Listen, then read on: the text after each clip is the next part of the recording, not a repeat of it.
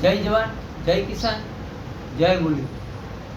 હવે મિત્રો આપણે 2026ના ચોમાસા વિશે સંપૂર્ણ માહિતી તો આપણા ચેનલની અંદર આપેલી છે, પણ આપણે વારંવાર વિડીયો બનાવીને માહિતી આપવી પડે છે. એનું કારણ છે કે 2026નું વર્ષ ઘણી તકલીફો લઈ અને સામે આવ્યું. જેમ કરીને આપણે પશ્ચિમ સૌરાષ્ટ્રના ખાસ દેવભૂમિ દ્વારકા, જામનગર, પોરબંદર અને કચ્છના ઘણા વિસ્તારો અને હજી પણ સૌરાષ્ટ્રના અન્ય વિસ્તારો છે ત્યાં પણ વરસાદ ઓછો છે.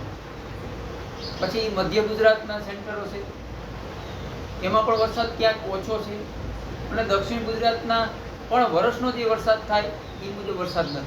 આ એક સત્ય છે.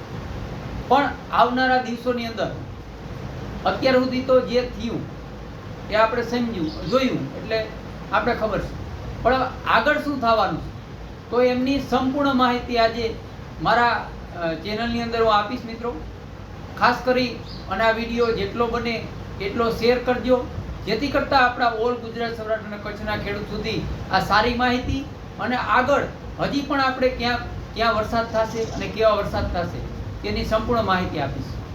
તો મિત્રો આપણે આ દેશી અનુમાન તરીકે જે આયોજન કરેલું હોય કે કસકાતરા આધારિત, પછી પશુ પક્ષી, વનસ્પતિ અને ઘણું બધું તાણ મેળવી અને આપણે આ માહિતી મેળવતા હોય, તો આમાં પણ આપણે ઘણા વર્ષોથી અનુભવ કર્યો હોય, આપણા વડીલો છે એમના પણ ક્યાંક ને ક્યાંક અમને એમનું માર્ગદર્શન મળેલું હોય, તે પછી અમે સત્યની નજીક જાય હોય ત્યારે અમે આ માહિતી આપતા હોય. આ સત્ય છે મિત્રો.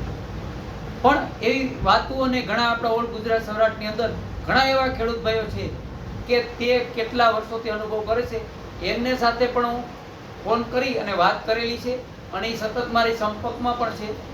એટલે આવી વાતો તો આપણે ફરીવાર ક્યારે પણ ટાઈમ મળશે ત્યારે વિડીયો બનાવીને કરશું. પણ આજે આપણે વાત કરવાની છે મિત્રો કે અત્યાર સુધીમાં જે વરસાદ થયો પણ આવનારા દિવસોમાં વરસાદ કેવા રહેશે. તો આ માહિતી છે એ સારી રીતે સમજી લેજો, જેથી કરતાં મને તમારે ક્યાંય ફોન ન કરવો પડે અને આગળ પણ તમને કામ આવશે. આ બધાને કામ આવશે. ઓરવેલી માંડવી છે એને પણ કામ આવશે, પાછતરા વાવેતર કર્યા તેને પણ કામ આવશે અને જ્યાં ઓછા વરસાદ છે તેને પણ આ માહિતી કામ આવશે. એટલે આપણે આજે 8મો મહિનો અને 6 તારીખ છે. હવે આપણે 8 થી 12નો રાઉન્ડ કીધો હતો અને 17 થી 22નો રાઉન્ડ કીધો, પણ આપણે ત્યારે પણ આ વાતને ઉલ્લેખ કર્યો હતો કે આ મીડિયમ રાઉન્ડ છે અને છૂટો છવાયો અને આપણે ક્યાંક ને ક્યાંક મોલને જીવનદાન મળે તેવી શક્યતા છે. તો હજી 8 થી 12 કઈ મિત્રો, એમાં 8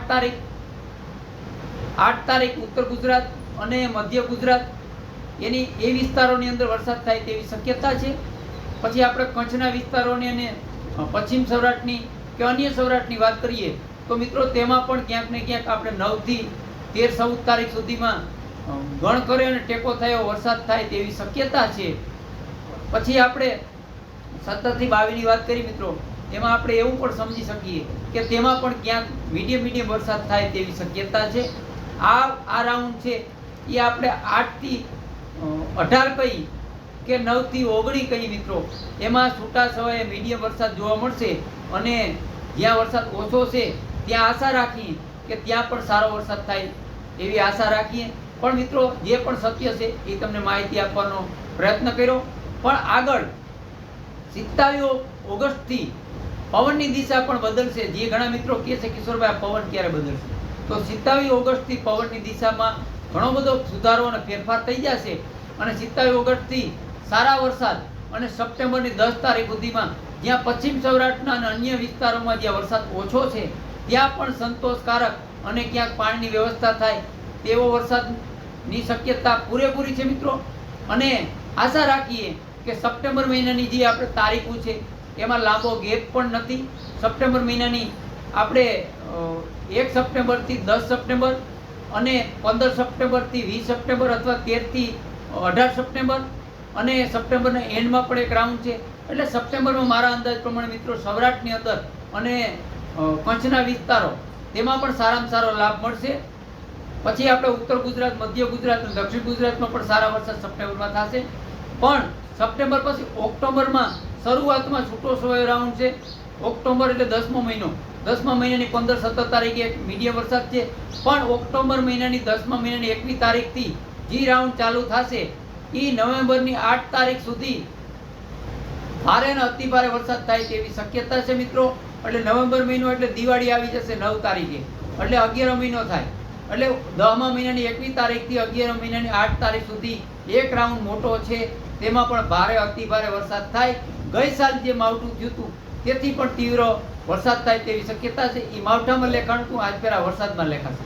પછી 11મા મહિનાની એન્ડમાં, 11મો મહિનો અને નવેમ્બર મહિનો એની એન્ડમાં 21 તારીખથી 31 તારીખ સુધીમાં 24-36 કલાકના 2 માવઠા થાય તેવી શક્યતા છે મિત્રો. આ 2026નો તમને આખું તાણ આપ્યું છે કે આપણે જે ઓરવેલી માંડવી હોય, જેને પાસત્રી માંડવી હોય, એને સંપૂર્ણ માહિતી કામ આવી શકે. એટલે કહું છું વારંવાર મિત્રો કે મારા સતત વિડીયા જેની 2025થી જોયા હોય તો એમને આ વર્ષની અંદર જે ઘટના બને એ ક્યાંક ને ક્યાંક એમને પણ આ માહિતી અગાઉથી મળેલી હોત તો ક્યાંક અસમજ ઊભી થાય ન રહે. એટલે આ દેશી અનુમાન તરીકે જે માહિતી મેળવેલી હોય મિત્રો એમાં અગાઉથી તાણ મળતા હોય, પણ એમાં એવું તાણ ન મળતું હોય કે જામનગર જિલ્લામાં કે પોરબંદરમાં વરસાદ ઓછો રહે, ખંડવૃષ્ટિ થાય, ક્યાં અતિવૃષ્ટિ થાય, પણ એવા સંકેત મળતા હોય. એટલે આ માહિતી છે સારી રીતે મહેનત કરી અને કેટલા દિવસ થયા ત્યારથી હું મહેનત કરી અને આ માહિતી મેળવવાનો પ્રયાસ કરતો હતો. અને સાથે મિત્રો તમને આ માહિતી આપવાનો હેતુ એ હતો કે આગતરા ઈંધણ તરીકે તમારે કોઈ પણ આયોજન કરવું હોય તો આ માહિતી કામ આવી શકે. આશા રાખું છું કે આ માહિતીને સારી રીતે તમે સમજશો. આ વિડીયોને પૂરો કરી જય જવાન, જય કિસાન, જય મુરલીધર.